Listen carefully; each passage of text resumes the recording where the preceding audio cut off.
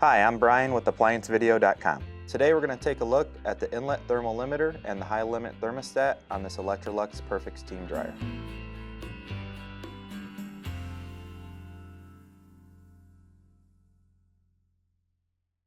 Stop! Before beginning any repair, always be sure to disconnect the power to the appliance. It is also recommended to test the outlet for proper voltage. A faulty Inlet Thermal Limiter and High Limit Thermostat would cause error code 65. The symptoms would be no heat or long dry times. To begin this repair, click on the link below to view this repair video. ApplianceVideo.com guides you step by step, giving you the confidence to avoid recalls and callbacks, also saving time on repairs. Whether you're up against an uncommon repair or the latest appliance on the market, our videos have been created with you in mind.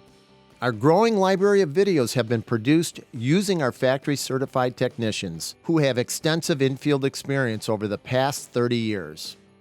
ApplianceVideo.com provides high-quality repair videos that anyone can follow, regardless of their skill level. We are here to help. Click on the link below to view this repair video and let us help you do it right the first time.